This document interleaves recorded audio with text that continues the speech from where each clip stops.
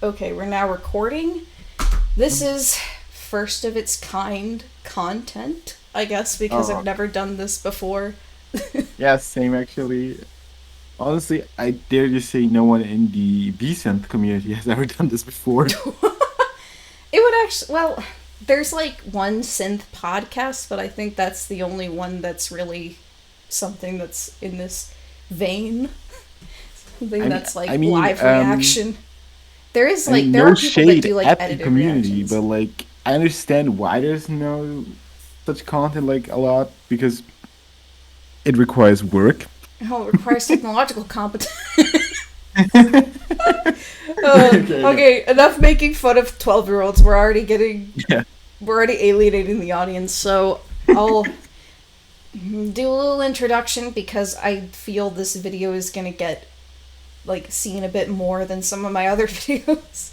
So Probably. I'm gonna do it really loud. My name is GraySlate, or Yoon, whatever the hell. I'll respond to anything, even if you call me a slur. I've been in the vocal synth community for 10 years, since I started in 2010. Well, it's over 10 years now, since we're in 2021, but yeah, 11. 1 year over. I missed the math. I'm dyslexic, but I produce music sometimes, very occasionally, but I do a lot of cover work. I've made a lot of UTAUs. Like, I've done so much work that I just kind of failed to realize how much I've done. So but I only really started posting in 2017, but I still am very familiar with the community, so that's kind of my ethos. And I've only really ever done like commentary 2 other times. So okay, now I'm passing the mic to you. Please. Hey, yeah. Hello, I'm Neeks, or you may also know me as Source in this community. I've been active here since like 2017, so that's also 4 years, 5 years soon. And yeah, I also produce music, also do some covers, like twice a year, I guess, nowadays. Yeah, I've never done any commentary work either. I've been working on That's it true. for the past 2 years, actually. So I'm new to this too. And I am absolutely not ready for this shit show. Neither am I. I already like. I don't know. Do you remember the Akidiris video? That was somewhat like this, Yes. but it's a lot less formal. Oh You god, know that what? was so fucking. Okay, but you know why, like, retrospectively, the Akidiris video hurts a lot to me? I got into Vocaloid because of Akidiris. Oh my. Yeah, Oh that no. fucking hurts. The thing though, Akidiris video, like the most she says is like, she tries to imply that Vocaloid UTAU users like have some kind of beef or turf war when the Venn diagram of fucking vocal synth users for like Vocaloid UTAU is almost a circle. Like if you use one, you use the other. But I mean, it the one also video that teetered on that. introduced me. Oh, what were you saying? Okay, wait. Yeah, the one video that introduced me to Vocaloid with her was like 5 Vocaloid songs that changed the way you see Vocaloid, where she talked about the edgy songs with the Did sadness, you know that like Vocaloids are yeah, like scary? Rolling Girl, Lost Ones Weeping, and like It's like such she entry talked level about content. Looking back at it, oh yeah, my god. she talked about like it was this deep of the iceberg, but it was literally here when you talk about It iceberg was the videos on sky. Vocaloid. It Like wasn't the iceberg. It was the clouds above. yeah, like come on, you have to actively search for wholesome content. The disturbing stuff is right there. It's so Just, surface web. yeah, exactly. And she also kind of implies, at least in the vocally to tell, which is better, is that she implies that Vocaloid is better because it's commercial, and Yeah. it's not. I don't really like Okay. to say like one is definitively better than the other because it's so subjective and so dependent upon personal Mhm. taste. Like there's some Vocaloids that like shouldn't even have costed money because they were so bad, but like Utah was Listen, free and there's so much good that's coming out of it. So As a Len producer, I can tell you, I have used UTAUs that have been better quality-wise than him. Oh, true. Like, Like, it's so dependent on what you're actually wanting. Like, do you mhm. want to use something that's, commercially recognized? Do you want to use your favorite Vocaloid characters? Or do you want to, put in the work to record it yourself, configure it yourself, like, sometimes even, in some cases, make the art yourself? Like, do you want to be, like, in the more developer and shareware side of it? Or do you want to just use the Vocaloids that you like? It's a very hard thing for me to explain, like, which is better, because I think they're both about the same. But one thing I will say is that no vocal synth, none that exists right now, is ever going to replace human singers, because they are nowhere near the No. level of replicating human voice. Oh, So that's another like, piece of misinformation that I can't stand.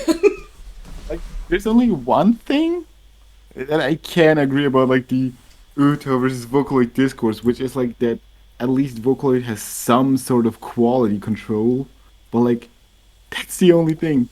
And even then, like, And the even main people then, using UTAU are, like, the people that are first getting into it because they have time to.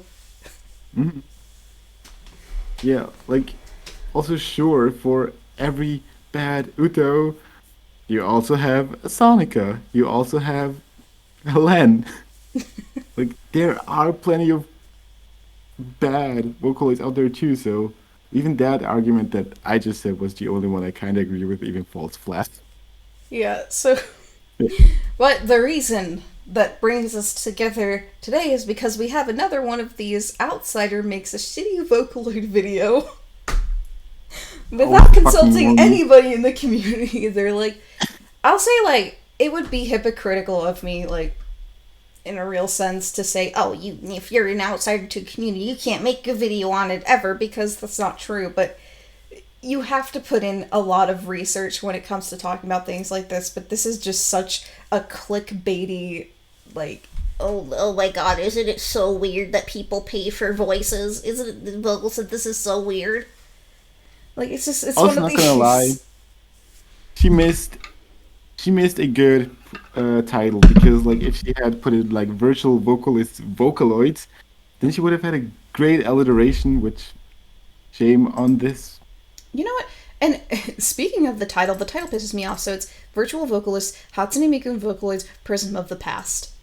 And it's like, I know that, yeah, if you were talking in the context of, like, Vocaloid ninjas that came before, or, like, Vocaloids that are, dead in the sense that they aren't, like, sold publicly, you would have a point. But I just don't, like, already I'm getting the misinformation of Vocaloid's fucking dead! Like, this fucking Yeah. scaremongering bullshit when, yeah, Yamaha might not care about it as much as they, like, used to, but everybody's moving on to other vocal synths. Like, sure, Vocaloids themselves might become outdated, but look at how long other vocal synth programs have been going. Like, UTAU started out in 2008 as, like, an alternative freeware version, and it's like, it's been in beta since 2008, and there was really no update to it since 2013, but, like, people still use it very, very regularly, and, Yeah. like, the community is still keeping it very much alive, and, like, it's not like,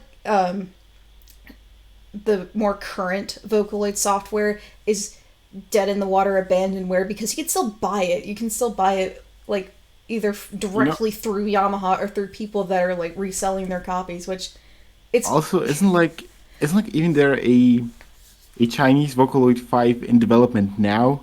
yeah, like, I would have to look into it because I just don't keep up with, like, the Chinese side, but Yeah. definitely, like, everybody's moving to Synth V. Like, Synth V saw, like, the most amount of growth I've ever seen a vocal synth, Yeah. like, rival company do, even though it's not necessarily a rival thing. But, Yeah. Like even what Vocaloids are surprised appearing on me. Synth V.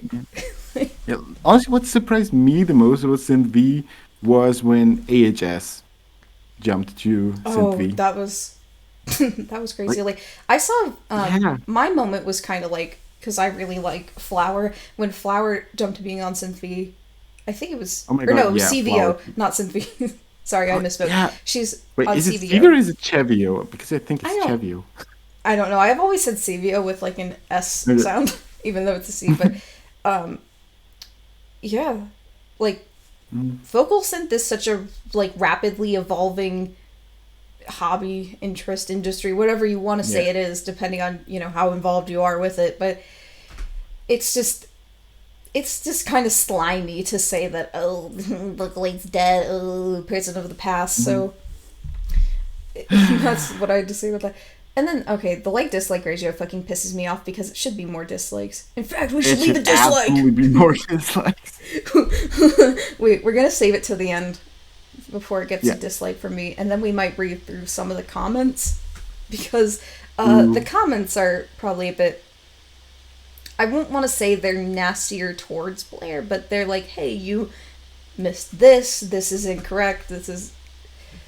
There's been a whole Also- document that already details everything wrong with this video.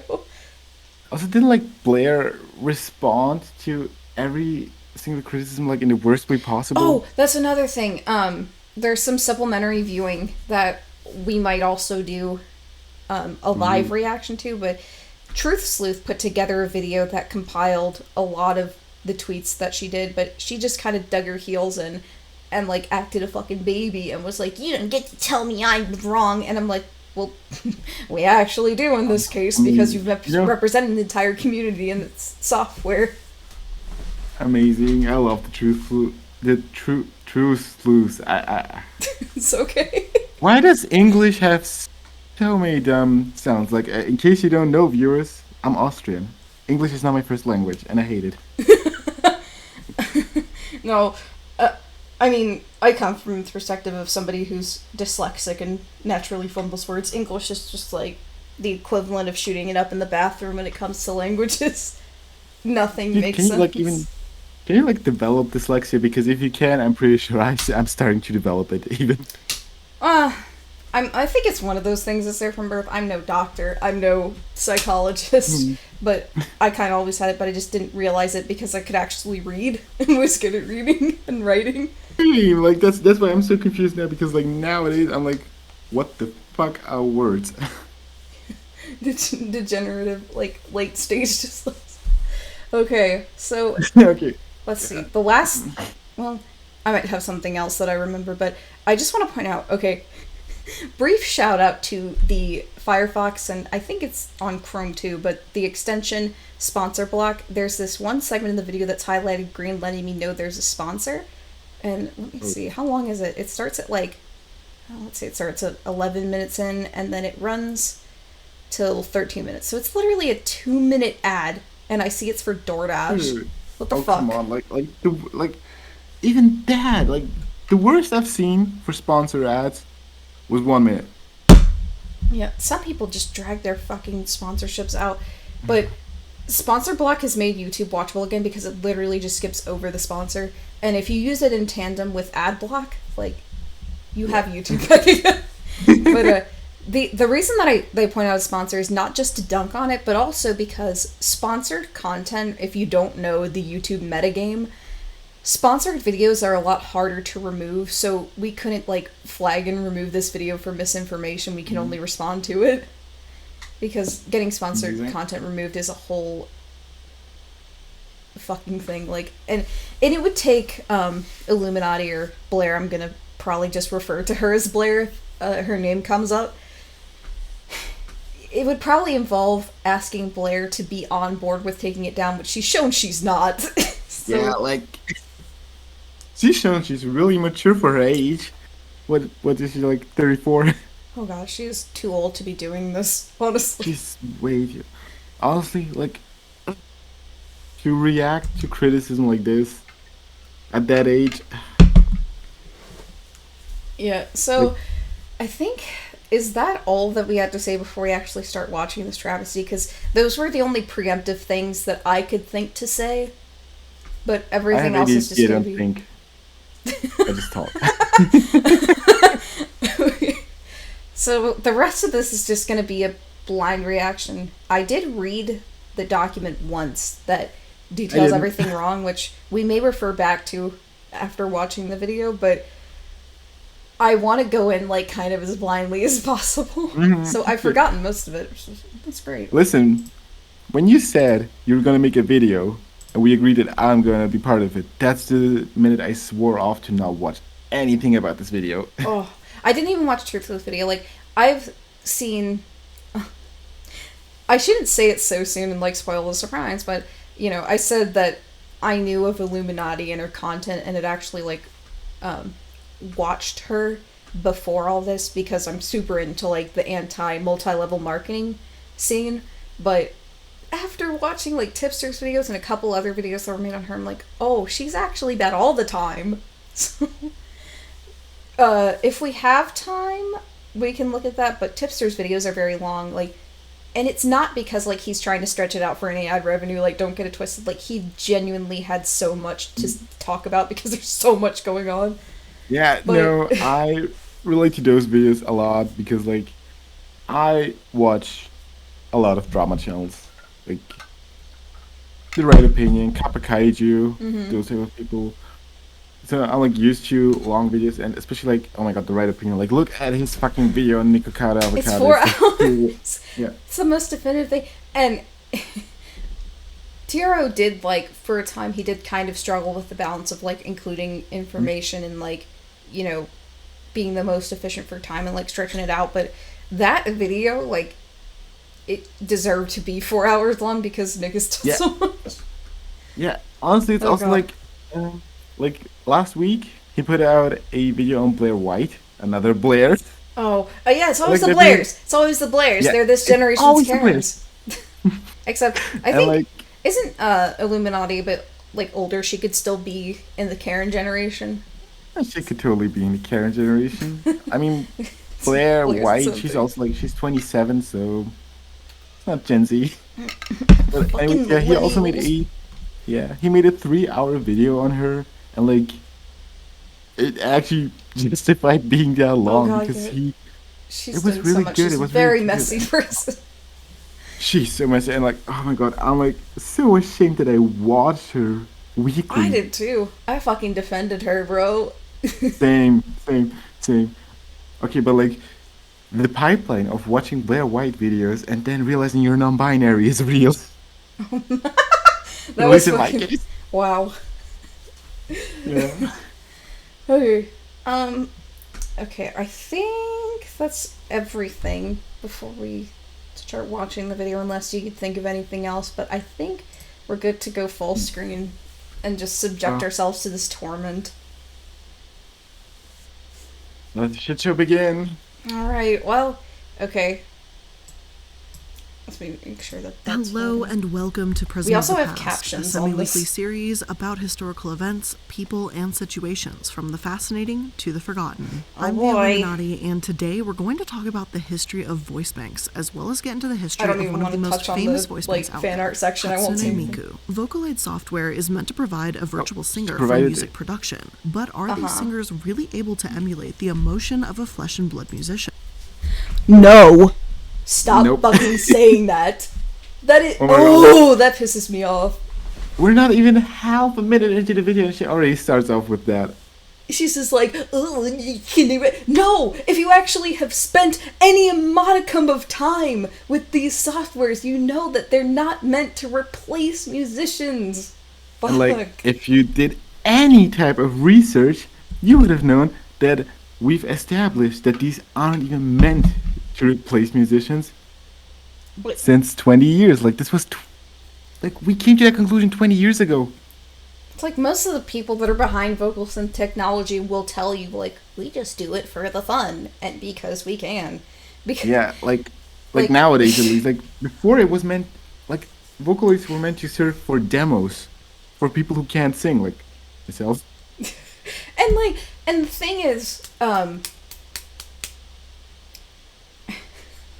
Yes. I'm trying to think of how to phrase this without it like coming off as offensive, but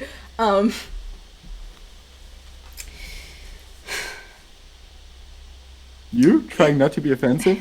well, yeah, for once.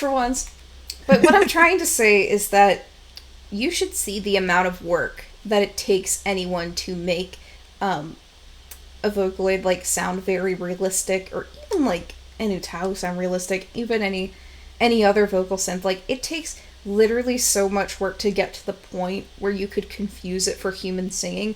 But that's the thing, it takes so much work. It's like, why not just hire a real singer? Honestly, the best example of what I can think of is obviously Mitchie because his tuning is fucking amazing. Yeah, the first time that I heard a Mitchie song, I was like, that's the most expressive shit.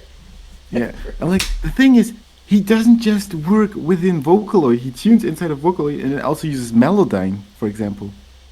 Yeah, like, a lot of, this is kind of another, like, controversial,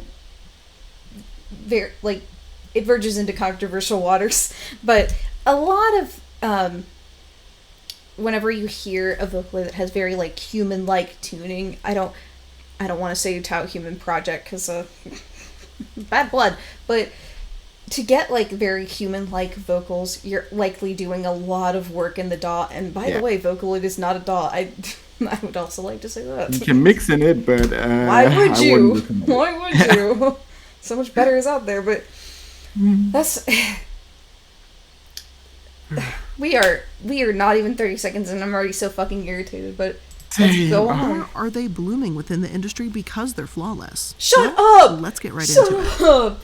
If we start at the very beginning of voice banks, or just machines meant to replicate human voice in general, we're going to end up in the year 1779 when Russian professor...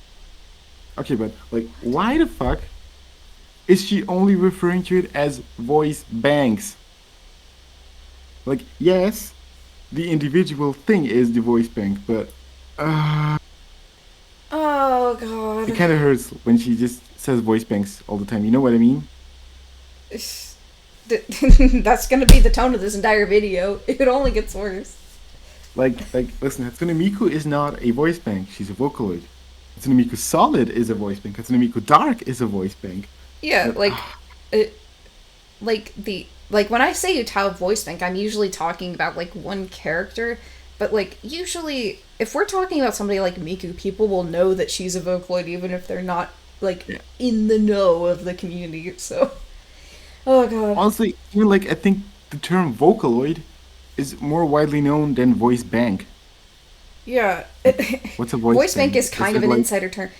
Oh, that's another thing. Like, so little thing about me. For my advanced design project, I just recently graduated this year with my Bachelor's of Arts. It's an overall Bachelor of Arts, but I have a concentration in graphic design, and that's what I study. For my advanced design project, it was like a half semester of a class, and then I took another one that was kind of a professional practices. But the big, like, final capstone project I did was actually presenting a guide on... It was half, like, how to use UTAU, but it was also, like, half how my English recording list works. And, like, one of the things that I found out really quickly is that normies don't know, like, even what we consider basic vocal synth terminology. Yeah. Like, I'm talking to people who don't know what MIDIs are. I'm talking to people who don't know what a voice bank is. I had to make a whole glossary for the project because I'm trying to explain this to people who have no idea of this software beforehand, and I'm like, ironically, I'm guiding them through one of the processes that's the hardest to do, which is like using a custom English rec list. Like, but it just like I hate it here. Let's go on. Here. We'll need to fact check this too, by the way. This Christian Katzenstein. Oh, I shouldn't even pronounce it like in a fucking German way because he's Russian. Damn it. It is German though. It's German. Oh. Like, yeah, Katzenstein. Like Kratzen means to scratch, and Stein is obviously just a stone. Like, itchy stone. Itchy stone. A machine capable of generating the 5 long vowel sounds. Is it a, e, I, o, u? Or is it a, e, I, o, u? Like, no, you could have done so much research for just this fucking point. This is getting annoying already. Sir Christian Kratzenstein developed a machine... Kratzenstein! We only got another second forward. Of of generating the 5 long vowel sounds. But A, E. The reason that I paused it there was because I already know, and I remember this from the document, that she heavily mispronounces a lot of names in this video, which is not a good look when you're trying to make something that as accurate as possible. Yeah, like, I will never get on anyone's nerves for mispronouncing things in a casual setting. Why would you know that? But like, in a professional setting for a video, like, do your research. Learn how to pronounce things. A-I-O-U. It wasn't until 1961 when a machine sang, though, and New Jersey-based Bell Laboratory scientists... This is already a piece of misinformation. This was not the first. VODER was the first, and that was, I believe... You know what? I'll fact check this right now. We'll go full screen, and we'll look up VODER. Totally. Okay, VODER was the first attempt to electronically synthesize human speech by breaking down its acoustic components. 1937, 1938. 1930s. This is 30 years before. Yes. I know a lot of people think that the IBM one is like the first one, but it's not. It's not true. Like, fuck. This is actually something that I had looked up before because I wanted to see, like, okay, how far back does vocals in history actually go? And I did it even in like a casual research way, and I found out about VODER because it's literally on YouTube. You know what? We'll make this better. We'll pull up a YouTube. Ignore whatever the fuck YouTube recommends me. I watch so much shit on here. But dude, VODER. I won't judge you. You should see what I get. Okay, no. See. I've already watched this. It's already got the red thing. Okay, but check this shit out. World's first electronic voice synthesizer, 1939. 1939. You ignorant slut. Anyway.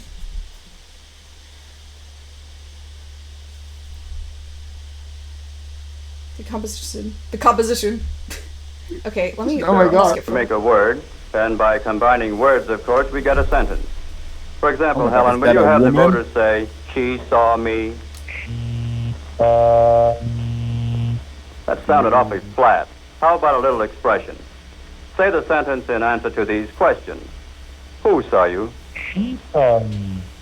Whom did she see? She saw me.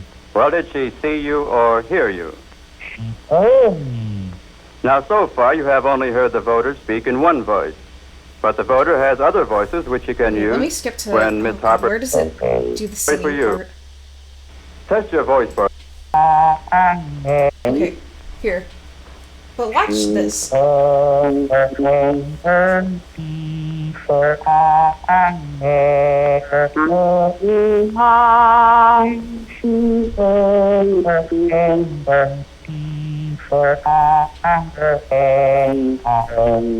so you get the point, but also let me see if I can find the point where it says like they trained a lot of women. Does the voter speak any foreign language? I don't know if yes, it's in the voter this can talk practically video. any language that its operator can. Single word. Can you give us some idea? I've been wondering whether our listeners realize how many motions you have to make in the production of a single word. But listen to this. Can you give us some idea? Well, for example, in producing the word concentration on the voter, I have to form 13 different sounds. I didn't get the right one. Do you really feel as old as you high voice? Like, this is shit that was presented at the fucking 1939 World's Fair. Like, come on.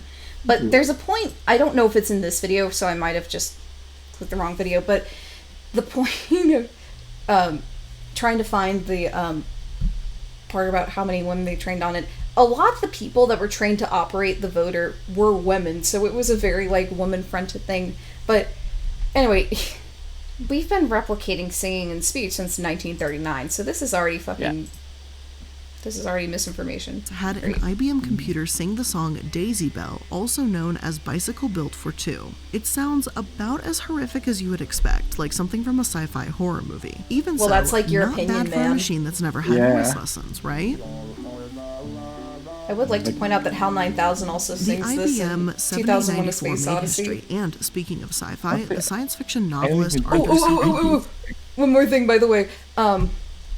Chip Speech actually has a singer that's meant to replicate the IBM 7094. So Yo, I gotta get Chip Speeches. I need to try out Chip Speech so bad because I fucking love the retro shit. Okay. Clark actually witnessed a demonstration for the piece while visiting his friend, the electric engineer and fellow sci-fi writer John R. Pierce. According to my source, Clark was so impressed that he incorporated the 7094's musical performance in the 1968 novel and the script for the 1968 film 2001: A Space Odyssey. One of the first things that Clark's fictional HAL 9000 computer had learned when it originally programmed was the song Daisy Bell.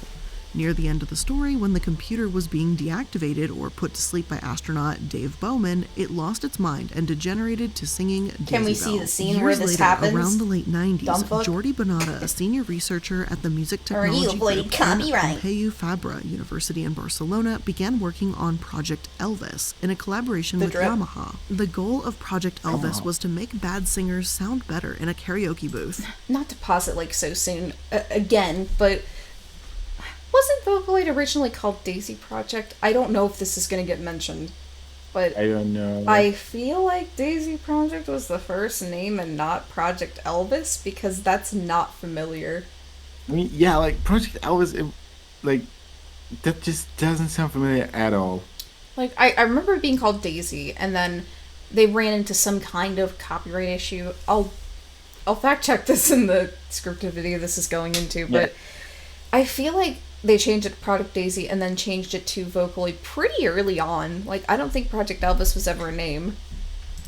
However, this system never became a product, as it would require a recorded performance by a professional singer for every song, a massive undertaking. Instead, the company realized it would just be easier to record not just a song, but a set of vocal exercises with a great phonetic... Recording! What the fuck is this exercises bullshit? You're recording word lists. Fuck. Anyway. Wait. Why would you call it vocal exercises?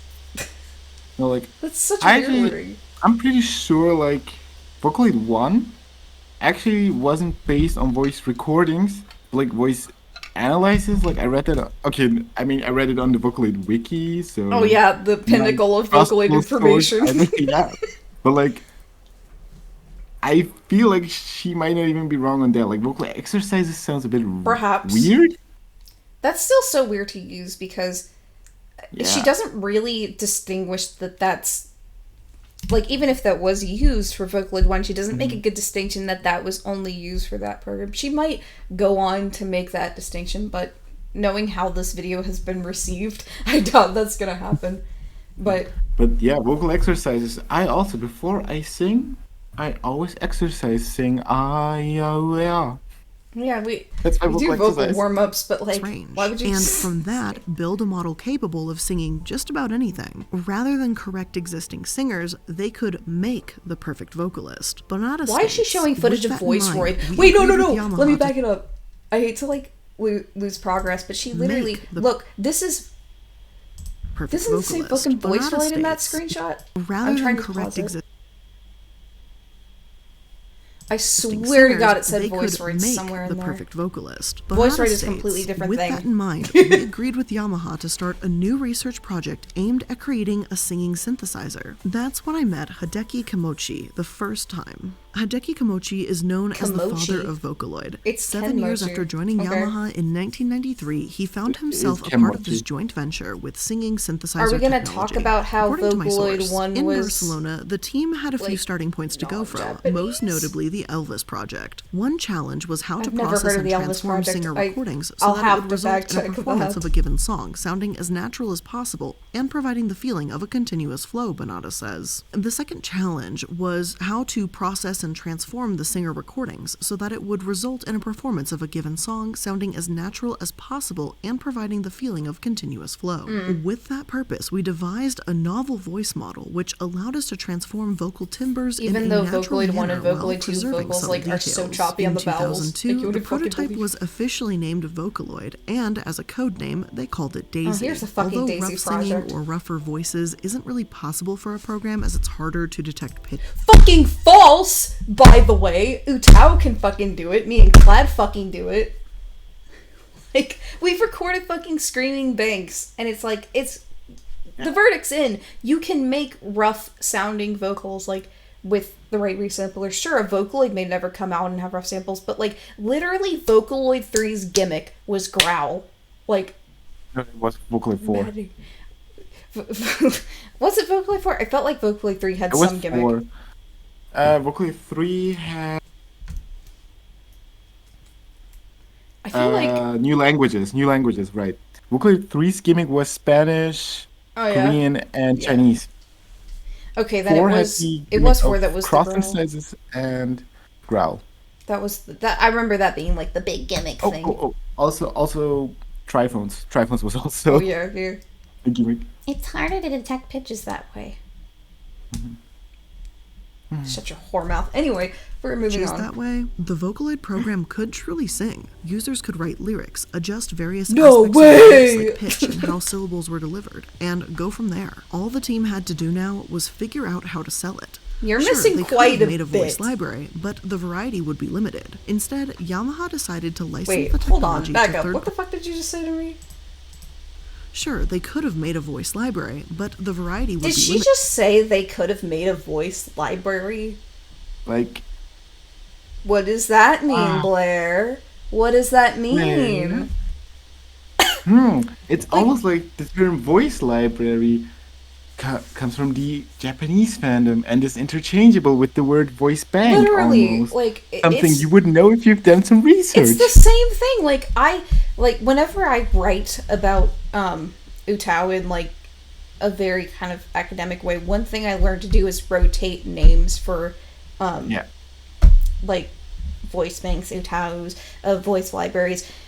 And I even did that in my glossary. I said, hey, these are like the terms used, but they mean the same thing. So like, what do you mean by they could use the voice library? Like, Also, like, why is she she's using so much Vocaloid 5 screenshots. Oh, while yeah. talking about Vocaloid 1. Like, We've- why? like there's been so much. Like, if you were trying to make a video like this, I would recommend that. It would be a very long video if you went from V1 to V5, but you should, if you're going in chronological order, you should be using V1 footage, which exists. It wouldn't be a long video from Vocaloid 1 to Vocaloid 5. You know why? It why would is be that? long from Vocaloid 1 to Vocaloid 2. But Vocaloid 2 to Vocaloid 5 would just be, so they added new voices and the engine noise got worse. Oh my god. Oh! But still, There's not much to... still, you should be at least going in chronological order, because, like, I still use V4, like, until the, like, either the fucking planet burns over, or until, like, support stops from Yamaha, like, I'm still gonna use it, because I'm not Just remember, into if you have a Krypton Vocaloid, you can always use Peer Pro Studio because that's a fucking VSTI. Oh, shit, yeah. Yeah, so We're like... not gonna talk about Pia Pro Studio, I bet, in this video. Nope. Even though I brought it up earlier. Instead, Yamaha decided to license the technology to third-party companies. Soon, everything began Okay, falling but that into doesn't place. stop you from making your own voice libraries, because there's Yeah. VY1 and VY2. Like... Yeah, and like, especially, like, when she even goes to talk about third-party license, like, Krypton, they didn't make a Kaito and Miku V1. They only distributed them. Because the video's heating up, I'm gonna, like, expand the screen where, the video is. But I'll try to remember to switch it back and, like, keep it kind of visually interesting, but I kind of want people to see that this is going off the rails very quickly. God, we're 4 minutes in, bro. I know we're gonna lose some time where you only have to sit through technically 25 minutes and 10 seconds. But still, Dude, there's a lot that can happen in that time. I'm here for the shit show. Vocaloid was introduced to the world in 2003 at the German music trade show Musikmesse. In 2004, Did she pronounce that right? No! Oh my god, you made a horrible mispronunciation. So it's Musikmesse, and she said Musikmesse. Oh And my you know what Messe means? What? Messe means knife. Oh no. Okay, I have to check the dates for this real quick because, like, dates and shit really bother me, if you couldn't tell. But let me see. Also, like, so if she's talking about the release of Vocaloid... Wait. Let me, before you finish that, I know probably what you're gonna say, but, like, okay. March 3rd, 2004 was when Vocaloid 1 released. the first Vocaloids, Leon and Lola, who were not Japanese Vocaloids, were released by And who were not Miku. So why is it saying that Miku is first when Yeah, Miku like, is not the showing first Miku- Vocaloid? There were literally like what 5 before her. Yeah, no, Wait. 6. Hold on. 6 even. Let me think. Like Leon, Lola, Miriam, Leon, Lola, Miriam, Mako, Mako, Kaito, Kaito. and Sweet Anne. Sweet Anne was released before Miku. Sweet Anne was released before Miku. Oh, I have to see. Hold on. Sweet Anne Vocaloid release.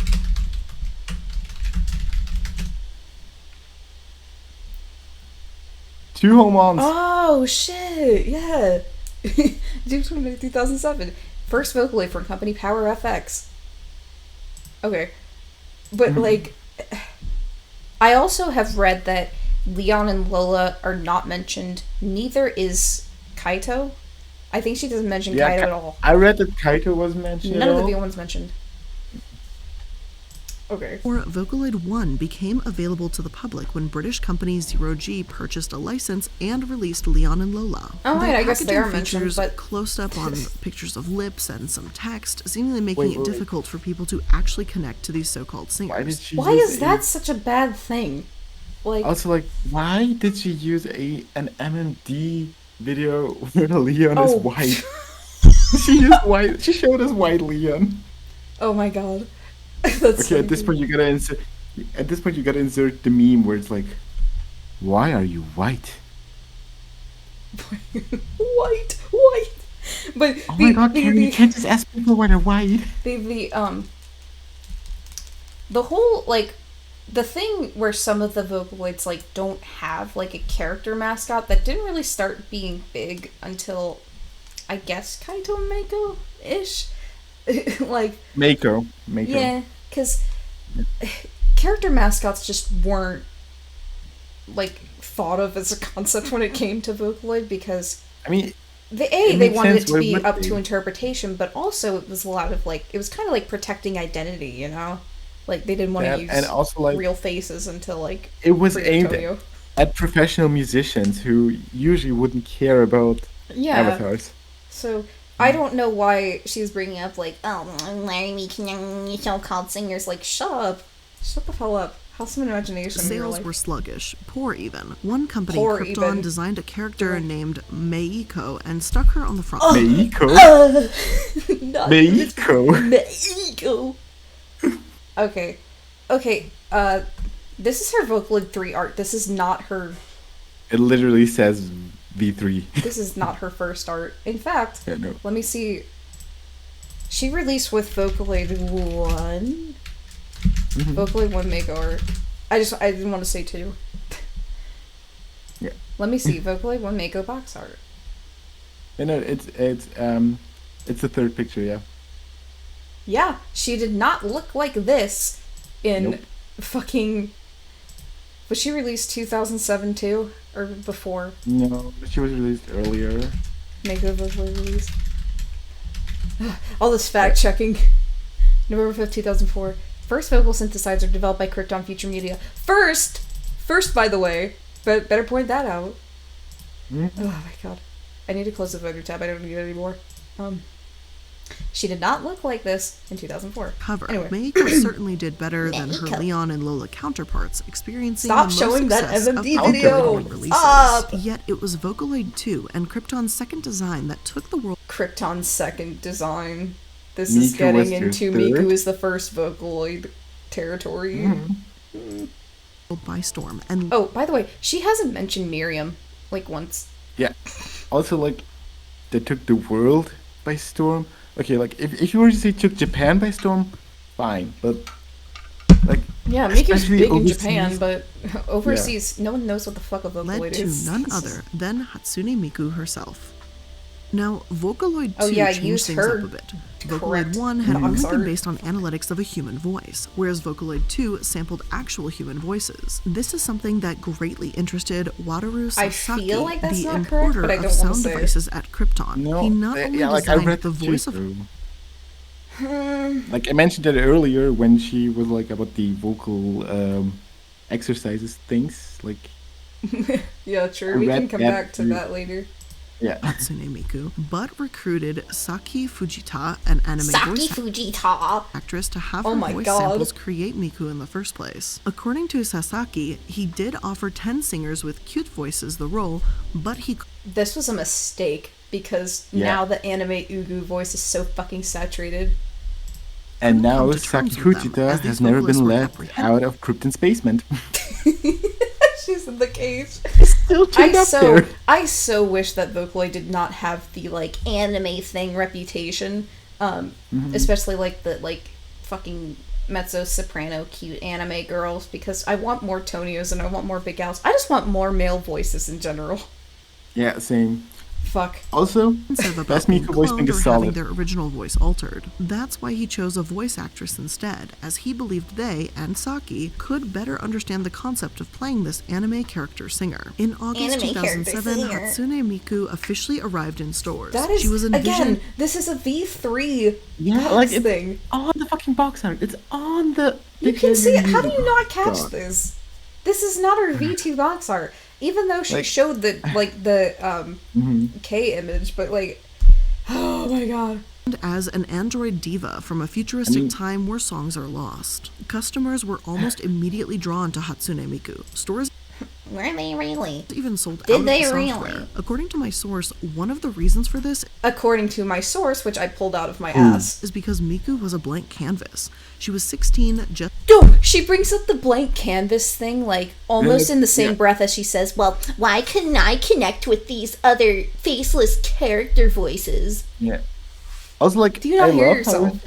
How she just says, she was a blank slate, and then immediately follows it up with a profile given to her.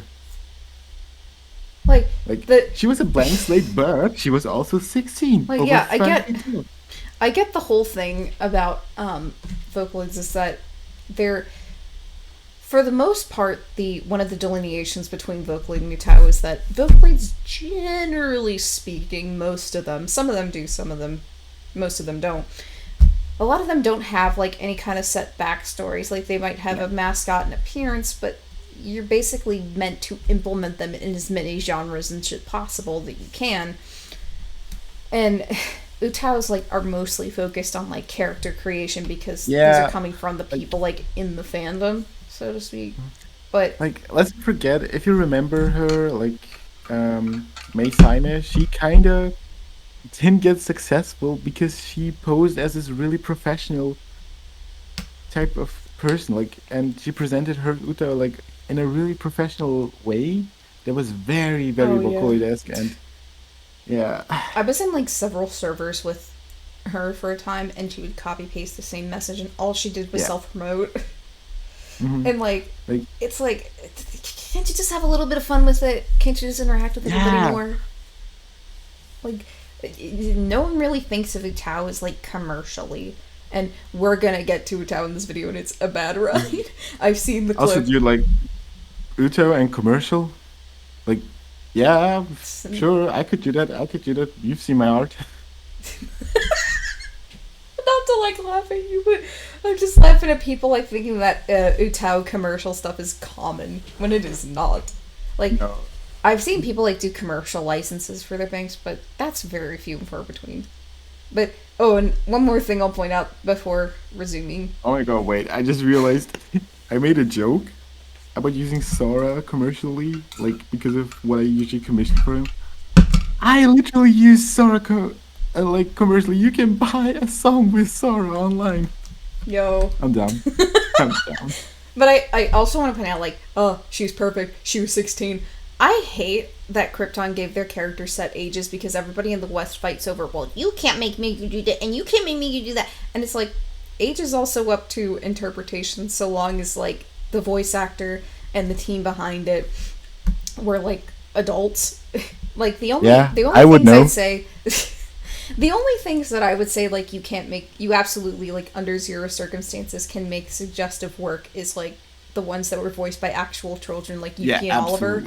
But, like, everybody else I think is fair game, because those are the only two that come to mind where I'm like, no, you can't. But still, you can, like, I have no problem, I'll say, with, like, aging up characters, especially since, like, Miku doesn't look like a very, very tiny child. She's not minor coded. No. Like, she honestly looks older than she is from, like, according to Krypton, but still, like, it shouldn't be this big a fucking deal. Mm. And also, I'm 5'0", and I am, like, almost double Miku's weight. Not to, like, self-own, but... that just... I see, like, being over 5 feet and 93 is, like, being kind of stick. Just over 5 feet and almost 93 pounds. And she had her signature turquoise pigtails, of course, but that was about it. One of her most famous songs describes her as blue hair, blue tie, hiding in your Wi-Fi. You gonna say what the name of the song is? Also, like, one of her most well-known songs, like... I have not listened to this song, like, at all. But, like, why aren't you gonna talk about, like, something, like, actually a classic, like, World Is Mine? Exactly. Or, like... why? You don't just say, who made this song? Why don't you link to the song? 6 p.m. Okay. Mm-hmm. Let's keep trucking. Krypton allowed users to give Miku whatever personality they wanted. It played into an existing and extremely popular scene known as Dojin community. The term refers to works of art, historically comics, that used pre-existing characters to create what amounts to fanfiction. Vocaloid tapped into this market and extended beyond just music. Visual artists and amateurs... Okay, so here's where she's already wrong. Dojin work isn't just fanfiction. Dojin work is basically indie stuff. Yeah, like one of the things that I say, literally MGTOW terms of use, is if you are using this work like in a Dojin, contact me, because there may be like a time where I say yes, because Dojins usually like make much less than you think, and they break even. So yeah, at best. So this is just one of the why. Visual artists and amateur music video makers were drawn to Hatsune Miku too. See, you say we shouldn't keep normies out, but I'm all for gatekeeping. Oh shit, yeah. Video makers were drawn to Hatsune Miku too. Sometimes gatekeeping is good, actually. Actively encouraged this character appropriation, creating the Pia Pro character license, allowing users to take Miku's image and do what they want with it, so long as it isn't for commercial gain. Is that something that exists? Wait, let me back up to the text. Is this accurate representation of the Pia Pro character license? Or is she, like, quoting the fucking Vocaloid wiki? Is that what she's doing? Probably.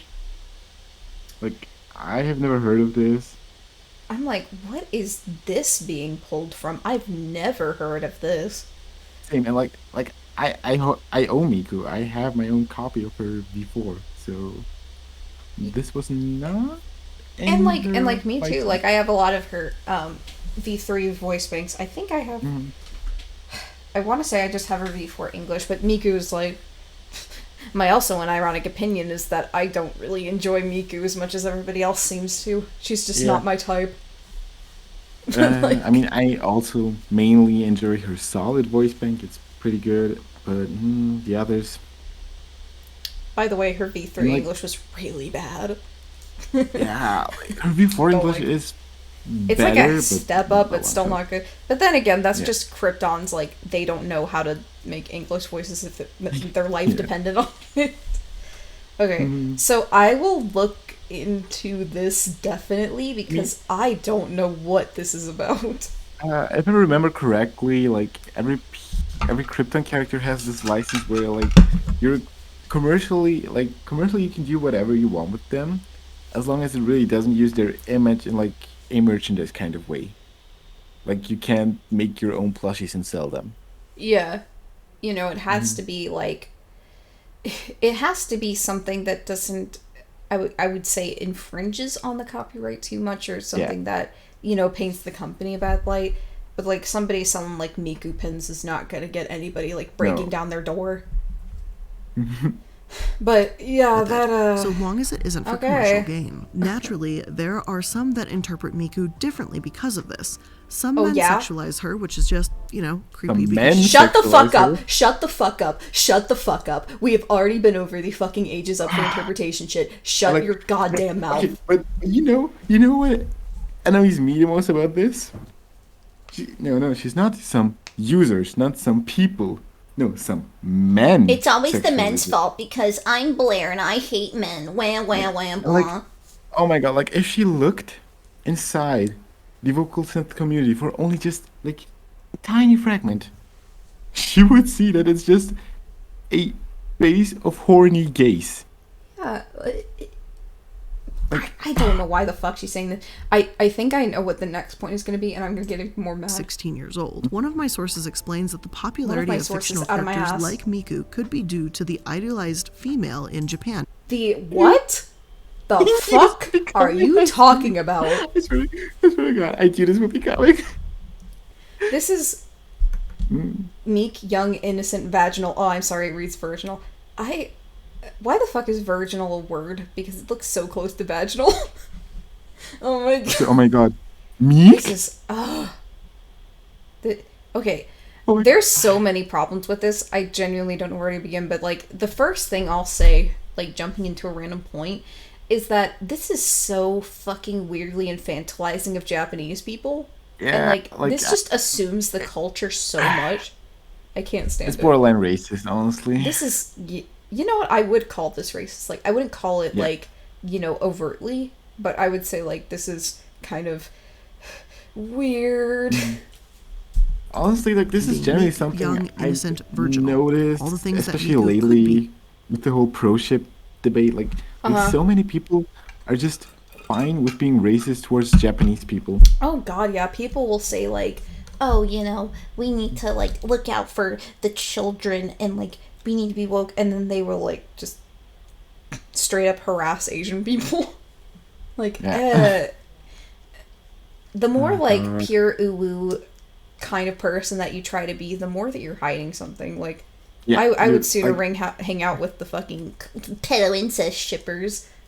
Like, I fucking hate like that term getting spread because like a lot of pro ship people aren't even looking at that stuff. We just avoid it if we don't want to see it. We don't harass people for looking at anything. Like, bro, the block button exists for a reason.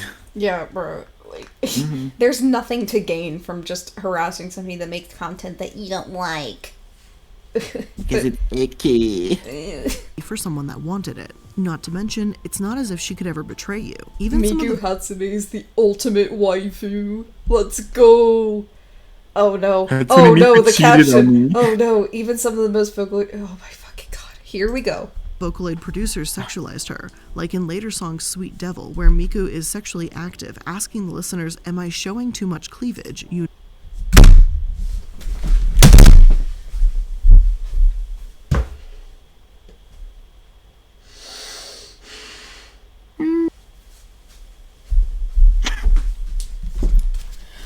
Oh my god! You did not! Sweet Devil is literally the most tame song that has ever been fucking made. You know what song I was expecting now? Like I was expecting a song like Two-Faced Lovers or something, because that song is sexual. Wait, there's even worse stuff. Hold on. I'm telling them not to be deluded. You're not the only boy I like. Another song, Gimme Gimme, describes her pretending to be drunk so that her lover will take her home, with the ending of the song hinting that she's cheating on someone. She also has a lesbian fan base. True listeners. I'm sorry. Wait. What? Oh, she's cheating on someone? I thought Miku couldn't betray you. Wait, what the fuck? Wait. Cognitive dissonance. Miku has propped up a lesbian fan base. Miku, queen of the lesbians. You get it? Wait. Let me look up, when did Magna come out? I think it was 2009, right? I want to say... oh god, there's a fan art thread called Fatsune Miku where people have turned their back on the thin Miku in favor of a larger woman. Fat Miku. Magna. Yes, 2009. May 1st. Okay, yeah, so lesbians did not exist before May 1st, 2009, I guess. Yeah. There was never a single lesbian, not on Earth, ever, No. until... Miku not only invented Minecraft, she also invented fucking lesbian. Hold that thought about the Miku made Minecraft, because that's also going to come up in this video. I remember that. Lesbians love Miku. Also- True lesbians love Miku. Well, I guess if you're bisexual, you don't like Miku's voice at all? No. Perhaps. Also, if you like Magnet, you're a lesbian, I guess. Don't care what your gender is. I could make, like, I could make a joke about, like, Miku inflation, where it's like, oh, in 2009, Yamaha, drove up the Japanese economy, look up Miku inflation to find out more. Dude. Fatsune Mikus are so funny. Fan art trend called Fatsune. Because how much of the trend is people, like, trying to be positive, and how is it, like, how much of that trend is made up by people, like, who are just fat fetishes? How much, Blair? How much, Blair? You're on the spot. How much? Hey Miku, where people purposely draw Miku several sizes larger. That comes with the territory though, as the internet will be the internet. Whether for good or for bad, Oh, I guess it is the fat fetish thing then. Miku can be absolutely anything. Yeah, Some yeah, even so why can't she be an 18-year-old, huh? Yeah. Like, oh my god. This is so fucking dumb. want to straight up You can date finally her, sleep with your though pretend we cartoon aren't going to get girlfriend, into Hatsune that Miku. today because, again, she's 16. Shut Hell, up, as a bitch. Oh my fun god. fact, when it came out that Oh, here we Notch, the go. creator of Minecraft, was a, well, let's just say a less than savory person, people joked that You they could say wanted more. Miku to be the creator of Minecraft instead. Miku was even later drawn in front of trans and other various pride flags and posted all over the internet as being part of the... Okay, I'll get to the LGBT stuff is like, I'm not gonna touch on that because I really have nothing to say about it besides it's fine, but like, the Miku made Minecraft joke was started by this trans woman who grew to resent the joke because it completely obliterated people's critical thinking skills. And saying that something's authorless is a pretty problematic thing, but also the person that made the original Miku made Minecraft joke was revealed to be very, very predatory towards minors. So that is not touched on, and that's a bad thing. Also, you know what I also just hate? Like how she flips between the Miku made Minecraft joke to, like, immediately her being drawn in front of a trans flag. Like, there is a correlation between that because people hate Notch because he was making transphobic statements. Yeah, she doesn't even, like, explain, like, you could literally just say he's a transphobe. Like, this is a sponsored video. Another thing about sponsored content is that you're able to get away with, like, cursing and not be demonetized. So you could say, like, yeah, he made some transphobic comments, but the whole Miku made Minecraft thing, though, the reason that pisses me off is because Notch, A, he was removed, and B, not just one person ever worked on Minecraft. Like, so... Once he's gone, like since he's gone, like Minecraft has surged in popularity, and it's like it's doing. Honestly, it's at a peak. It's fucking good because Team of Mojang is amazing. Yeah, like Notch was like one guy. Like, sure, yeah, he may be the creator of it, and he may have done some stupid shit, but to suggest that something is authorless, and not only is that just bad, it's literally non-critical thinking, but. It's also bad because it spits in the face of, like, all the other people who have made a living working on Minecraft and who are not terrible people. But you know what? I also had a moment of being proud of the vocal synth community last year when the whole J.K. Rowling shit show happened. Because, of course, some people had to go like, shut up, Miku made Harry Potter. And I just love that the vocal synth community did not have it. Yeah, like... I don't want to derail the video too much into Harry Potter, but I think, you know, as long as you're not showing, like, overt support to J.K. Rowling, either, like, through your words or financially, like, you're not suddenly, like, supposed to give up Harry Potter.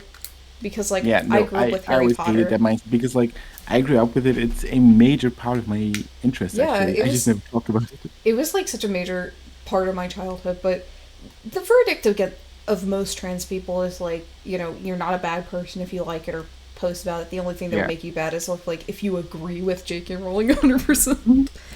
But so I wonder another thing. I wonder if she's actually credited these artists in the description. Probably not. Like, even the ones where you can see the watermark. Yeah, I know you can see the watermark, but like still, it's a good principle to link them. LGBTQ community. Yeah. People could have her support because if they wanted to, why not? She was a blank canvas, yet an icon at the same time. Another reason credited to why Hatsune Miku became so popular at the time is because of the website Nico Nico Doga, which simply means smile videos. On Nico Nico, users can upload and share video clips like YouTube. However, comments were overlaid directly onto the video, then synced. Let it sink in. Let this sink in. Let this sink in. Let it sink in. Okay, we're coming back to it. Time. Musicians started uploading their original works to the site, and one of the first ever Vocaloid communities emerged. Even some of the most well-known artists using Vocaloid in Japan, such as Hachioji, first learned of Hatsune Miku through Nico Nico. Sasaki, too, largely credited the boom in... Does she mean Hachioji?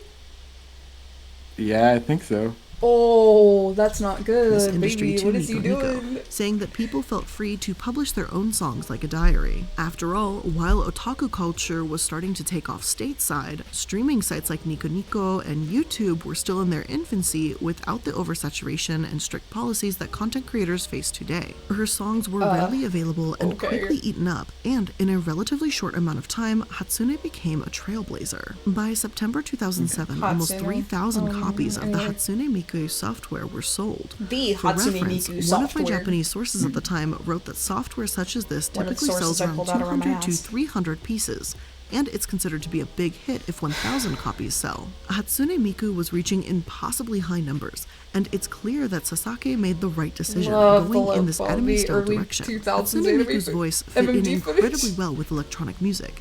She didn't, and doesn't, sound like a human voice, and it's been heavily altered and overproduced. Okay, let me take a pit stop and explain that stupid shit, because I don't like, pigeonholing it into the anime thing, but also I don't like pigeonholing Vocaloids into certain genres. Like, she's not going to mention in this video, but what about Utsup? Like, Utsup is very, very popular, and he's a fucking death metalcore producer. Look at some of the best fucking Rin songs. Like, Len's best song, I will agree they're full on EDM, electric, but Rin's best songs are usually the rock songs. Yeah, she could have gone into more detail about how, there's so many producers and so many genres, but she's probably one of those people that would credit a Vocaloid video as by Hatsune Miku. She's one of the people that credit the song as the singer. Nor like that sci-fi horror singing Daisy Bell. Sci-fi horror singing Daisy Bell. You could say that in the uncanny valley. What if I like voices, chip speech? Hatsune Miku managed to avoid the valley for many, becoming the futuristic idol that Sasaki had intended. In an interview, Sasaki explained that while the success was more than expected, he didn't immediately try to capitalize on it. He states, quote, "It wasn't long until we began to receive offers from the big Tokyo-based companies to make CDs of Hatsune Miku's songs or register her as an idol star with their studio. Japan's music world is centered almost completely on Tokyo, but we refuse these offers. Our company is based in Sapporo, It's made up of people who are above all attached to the internet. Our idea was that it would be better to let Hatsune Miku spread via the internet as far as it would go, and then think about CDs, singers on contracts, and so forth. In a way, it was easier to refuse the offers, arguing that, well, we're based in Hokkaido," end quote. The patience paid off, of course, as Hatsune Miku had a lot of growing to still do. Now, before we continue on to the pronunciation's gonna get worse, but let me show you Hokkaido, end quote. Hold on. Our company is based in Sapporo, you see. It's made up of people who are above all attached to the internet. Our idea was that it would be better to let Hatsune Miku spread via the internet as far as it would go, and then think about CDs, singers on contracts, and so forth. In a way, it was easier to refuse the offers, arguing that, well, we're based in Hokkaido. She pronounced it right, but... Hokkaido? Oh my god, I didn't even see that. I didn't see that the first time, and I was like, wait, why are we going back? And it's just like, what the fuck? Yeah. Oh my god. No one fucking proofed this video. Like, the editor just did this in one fucking go. Like, did it in 3 hours in one night. Like, I mean, that explains her upload schedule.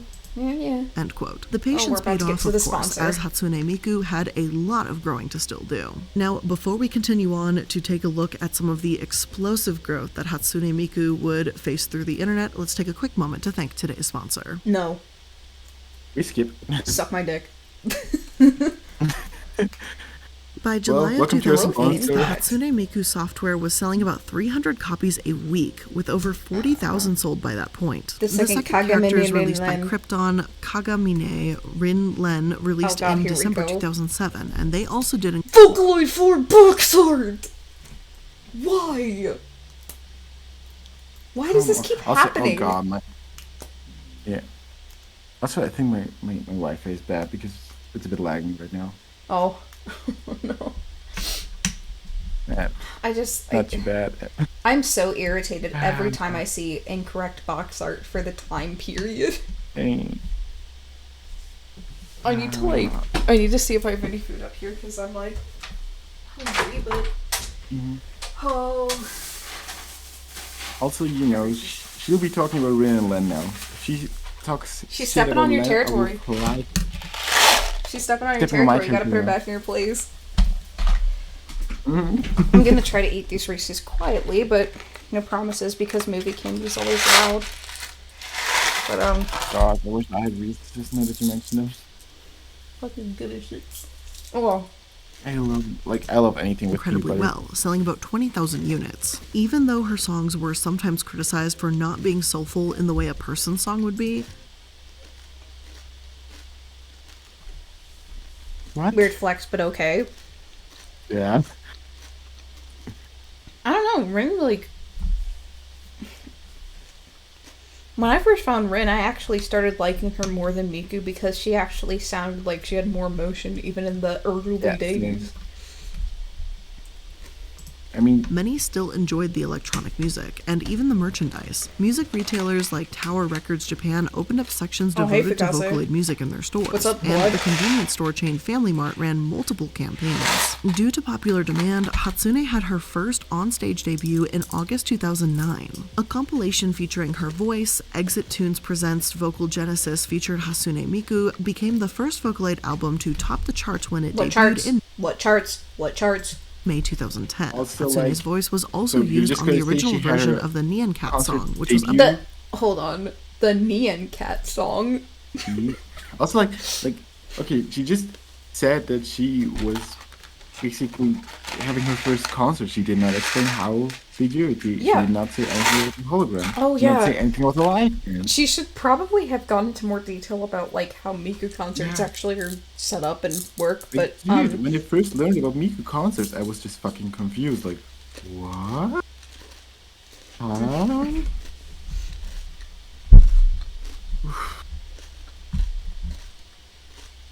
But is she gonna say that Danny Well is the one that made this song? Probably not. Uploaded to the Japanese video site Nico Nico that July. I really can't understate the amount of impact and success Miku has had. Sony Music Direct Japan began selling the Japanese pop brand's Supercell single The World Is Mine featuring Hatsune.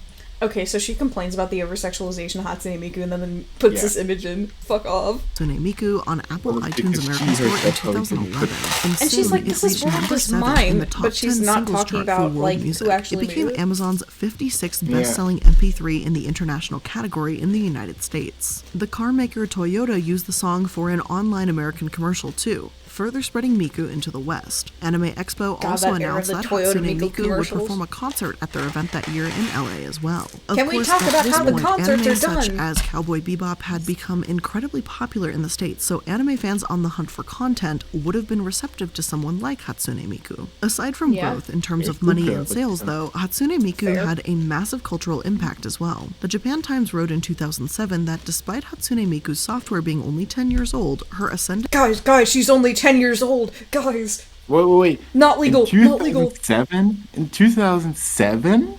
They said she was only 10 years old? You mean the year she was released? 2007? Wait, when is this written? When? Cultural impact as well. The Japan Times wrote in 2000... Wasn't she released in 2007? 2007, oh my god. What the...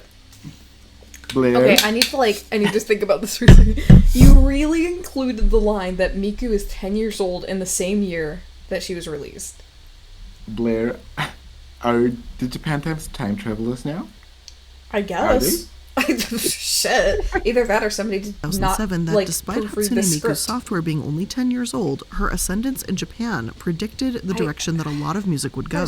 Their article reads, "This brave new world was hinted at a few months ago before Miku arrived by electro-pop trio Perfume's breakthrough into the J-pop mainstream. The group's second, with vocals dunked in auto-tune, was created by Yasutaka Nakata, a producer who managed everything from his Really struggling with Japanese names when there's only 5 fucking vowels in this language. home studio. The rise of Vocaloid music signaled that people genuinely wanted these electronic sounds, as well as the ease of doing everything from a computer. As a result of her rise in popularity, there's a whole generation of new, up-and-coming artists whose introduction to music making came via Vocaloid. The Japan Times gives examples of EDM-leaning pop artist Real and the singer-songwriter Kenshi Tansu, who started... Hold on. Who is Kenshi Tansu? Also, did she just pronounce Real's name as Real? Isn't it pronounced Rail? Yeah, exactly. Oh my god, yeah, right. I mispronounced it. Wait. Hold on. Let's back up. Let's back up to when they're both on screen. Real quick. Mm-hmm. It won't give me the fucking timestamp, so of I have new to up-and-coming artists whose introduction to music making came via Vocaloid. The Japan Times gives examples of EDM-leaning pop artist Real and the singer-songwriter Kenshi Tansu. Okay. That is not Kenshi Tansu. Kenshi Tansu doesn't fucking exist. It's Kenichi Nyonezu, who is Hachi. And Hachi is not a fucking EDM producer. Like, how do you get this wrong? Also, Hachi's one of the most popular people that makes Vocaloid music. How do you get that so wrong? Also, like, just calling Rail a pop artist feels so wrong, because, like, she wasn't just one of the most, like, well-known UTAU at first. She also wrote a lot of lyrics for Giga P songs. Yeah, like, what fucking article is this? I'm gonna read through it and see, like, if either Blair's misquoting it or if the article is genuinely written that terribly. Mm-hmm. Oh my god. Kenshi Tansu. I need to make that Spotify meme where it's like, this is Kenshi Tansu and it's a picture of Hachi. I cannot believe... Who started writing music using Vocaloid software in 2009 under the name Yeah, Hachi. see? And I'm not lying because it is Hachi. His name is not On the fucking same note, Kenshi Hatsune Miku Tansu. allowed anyone with the software to express themselves and share their skills with others. For many fans, that meaningful participation, finding a community, creating art, music, and this collaboration also speaks to the impact Hatsune Miku had. She, in a way, brought people together as more than listeners, but creators. Sure, while the hologram aspect of Miku is interesting and gets a lot of attention, it's the fact that all her music, including the song... Yeah. We gonna talk about Luca? She's on the thumbnail, but, like, is she ever brought up by name? Performed in concert is written by her fans. Some of them can't even read music and never felt empowered to write a song before Miku came along. Vulture interviewed I still can't read music. You don't need to read music to, like, be a musician, because even as somebody who plays instruments, like, I end up reading tabs and chord charts because I don't know how to write sheet music. I don't know how to read it. I struggle with reading music too. I have a musical dyslexia. Knight, a professor at I have UC a San piano Diego in roll. 2014, while she was working on a documentary about Miku. Tara states that when she meets Miku fans, we all The have Miku this giddy documentary. joy, like we made this. We're part of this thing. Mikumentary. Vocaloid is also a logical extension of the way digital culture has altered pop stardom by making the fans more visible. Think Little Monsters, Beliebers, and Swifties, along with their leaders' refrains. It's all I feel like this about my documentary is fans. gonna suck. I only do this for my fans. Miku takes this I have belief that- that fans are I have that responsible for their feeling. artist commercial successes one step further. Fans are responsible for her creative successes too. You don't have to wait for her to release her next single. You can write your own, or direct the music video, or choreograph a Miku dance, or translate the single into another language. Not to mention, as a result of Sasaki's early decisions, he was able to make money without appearing greedy or extorting control over the fans, allowing this community to truly Did she flourish. say extorting control when it says exerting control? Oh my god. Miku's creators managed to make money without exerting control over what fans do with the character, claiming down or pirating illegal. Uh-oh! We gotta talk piracy! Ooh. My lipstick is coming off. That's your territory. Give me 1 second. I'm gonna, like, reapply my lipstick, like, get ready with me type beat. But, like... Oh my god. Actually, I'm gonna grab something to snack to you in the meantime.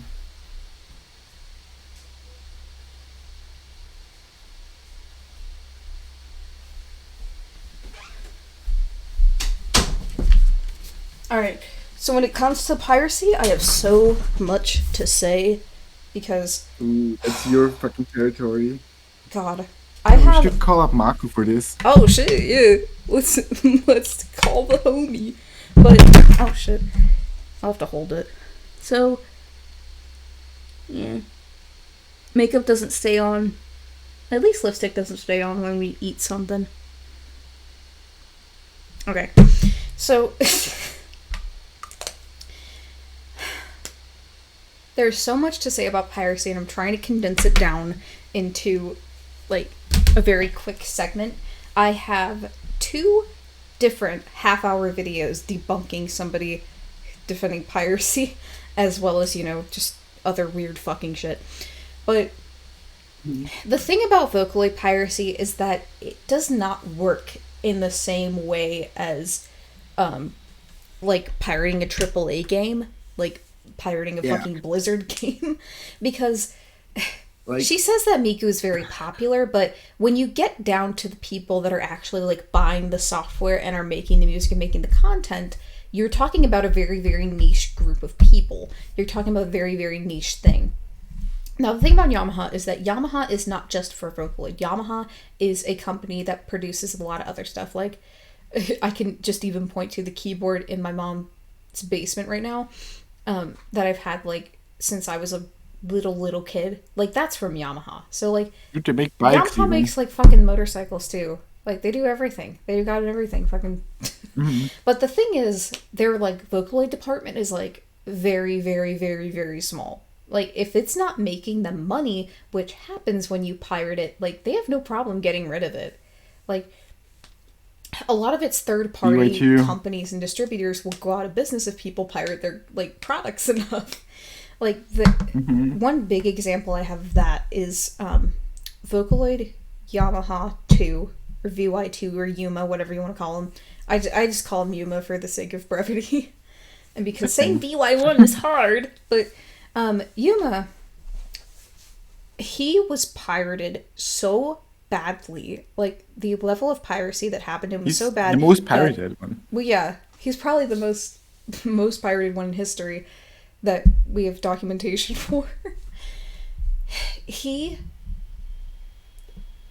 was popular, but he was pirated. And what happened is that he didn't get an update for... I think it was it Vocaloid 4 that he didn't get the update for, from 3 to 4? Or... Yeah, he wasn't updated because they saw, oh, he's not selling, he's not popular, nix him. And people were so mad about it, but they were also pirating him and not paying for him. So, it's pretty basic logic, you know, if you don't pay for the software, you don't pay for the Vocaloids themselves, that program will cease to exist. And it's not like, oh, well, I'm eating the rich, I'm sticking it to the man. You can't do that in something that is as niche as Vocaloid. You just can't do it. Yeah. No matter what the fuck Daddy Miku tried to tell you. Like Clad even told me, like, once that Krypton apparently they rent office space. Yeah, the Vocaloid department at fucking Krypton is like one dingy one-room office with like 6 people. And even that's a bit crowded. That's a bit generous. But the thing is, they do clamp down on piracy and illegal downloads. Like, they literally say so in their terms of use. You are not allowed to use pirated software commercially. I don't know where this is coming from. Like, remember how people got so mad at Tora for pirating Kafu before she was released? Or something? Yeah. Remember, like... I just don't get why this was included when it's so not true. Like, I don't want to exhaust myself, like, talking about piracy all day, so we'll move on in a sec, but if you want more Yeah. like an in-depth reasons for why piracy is bad, I can direct you to my 2 other videos on the subject, as well as the ones where you can witness Miku calling me a white supremacist for simply telling him piracy is bad. That was... Fucking 2020 was a wild year for me. Maybe he also called you a transphobe for saying his voice trembled with soy. I don't know if transphobe was the word that was used, but he was like, he got so mad when I said that. He was like, and it's like, I didn't even call him a soy boy. I just said like, he's a fucking soylent dickweed. Like, that's something that I would have said about anyone. And like, people were trying to like say that I said like a fucking racial slur, and I'm like, I can think of 13 just slurs for Italian people that I could have used from my own fucking family history, but like, so like, you're not Italian. he would try to say that, and I'm like, dude, I have a fucking Italian name. Like, I literally come from an extensive line of Italian people, and I don't say that to be like, but I get away with being racist because I'm Italian. I'm like, I might as well be first gen because I have such direct contact with everyone from Italy. You just have to what? They just have to watch you talk during this video. Like, you talk so much with your hands. You are Italian. God, I am fucking European. Shit. But, and the thing is, when people find out what my real full name is, because I obviously go by a different name IRL, but my full name is kind of hard for people around here to say because I live in bumfuck Hick, Maryland. But excuse me, the second like very, very, very native Italian people like hear what my name is, they're like scooping me like, oh, the little bambino. they like, as soon as they find out that you're one of them, you're like the family. But yeah, I guess it is in Italian's nature to just argue and bicker and fight, because like the same shit that goes on in my family, like arguing with each other, like happened with Miku. We're very emotionally different people. It's the same with Serbian people. As soon as people notice I'm Serbian, they treat me like I'm their family. Like, old women I meet for the first time insist I call them granny. Oh, yes. Italian grandmas. But, moving on from all that BS. Miku is proof that you can strike the right balance between control and collaboration. For the vast majority of works created using the character, Krypton doesn't receive any money. Citation needed. God, it's so Artists don't have to pay royalties to use Miku's voice, even for commercial purposes, as long as they legally obtain the software. Why is this point here when just before you were like, oh, we're not cracking down on people who are illegally After they can use her image for non-commercial purposes without permission from the company. However, Krypton sees plenty of profit from merchandising and endorsement deals. As a result of this, the biggest controversies surrounding Miku aren't really about money. Instead, when a Japanese politician once tried to use a Miku song for their campaign, it created a massive backlash. Likewise, when Miku was featured on that Toyota ad we mentioned earlier, it only alienated the community they were trying to engage. Apparently in the citation needed for this because we thought it was fucking funny. Yeah. What was the backlash for this? Like, I remember being like, this was 2012, right? I was like 12, 13 in 2012, and I thought that this was like the best shit I'd ever fucking seen. Like, now it's kitsch as hell, and it's kind of okay, but it's not anything that like I thought was inflammatory. Like, I always thought it was fucking cool. Dude, like, it's just a campaign fucking artwork. ad. It's an ad for a fucking Miku car. was drawn less cutesy and by the westernized. way, the car I drive right now is Toyota, and that's probably the best car I've ever owned. So the community didn't promote it, and the campaign was largely considered a failure. Whether or not you're part of that community, there's no denying the impact it's just the lack of citations for any of this shit She's saying open is for pissing Lady me Gaga, off. debuted on The Late Show with David Letterman, and headlined 2 shows. Never with forget the Kristen David Bell. Letterman. She was even supposed to debut in Coachella in 2020. One New York Times headline has questioned if Oh, I love how it glosses over, like, how she wasn't actually appearing at Coachella, because that was an actual, like, fan backlash, because, like, Coachella has a very checkered history, and the organizers are not good people. So, like, oh, God, it gets, we're almost done. We're almost through it. We can do this. Her rise means the end of music as we know. just And annoyed at my while I don't Wi-Fi believe right that's now. true, I do think Hatsune Miku has changed EDM music as we know it, and she's affected the industry as a whole. She continues to make headlines to this day, as Krypton Why Future only Media, EDM? Graphic India, and Carlin West Agency recently announced that they're developing an animated series featuring Miku. Naturally, Sauce? with the success OP? of Miku, other companies wanted to follow suit. UTAU Oh god. Wait, Hold on, I'm gonna back it up for a second. Also, you said EDM music, so electronic dance music. Like you realize the M in EDM stands for music. She doesn't think. We've established that. Okay, so this next section is okay. I fucking hate how these like transition text is so hard to read, because not only is it like a super pixelated font, but it's also like got a wavy effect on it. But this one says competition and some controversies, and this is a section I'm gonna really have some issues with. With the success I of can already Miku, tell. other companies wanted to follow suit. UTAU is another well-known UTAU. voice synthesizer, UTAU? though it's not nearly as well known as Vocaloid. It was When I was presenting my work from the the project that I did for advanced design, my professor kept calling it UTAU. released in 2008 like and is free to not use. nearly Though as similar, the key differences are in their voice banks. Vocaloids Oh, are made by studios that Okay. are licensed by Yamaha. That was a black phone Vocaloid cast. uses vocal phonetics for a wide range of possibilities, but UTAU is self-developed. In other words, you have to make your own voice bank. Yeah. You can't buy Miku's voice bank or other characters, but you can create your own. UTAU seems better suited to hobbyists, according to the Also reviews I just found. download them for free. okay. UTAU seems better suited for The way she words hobbyists. it, Shut up.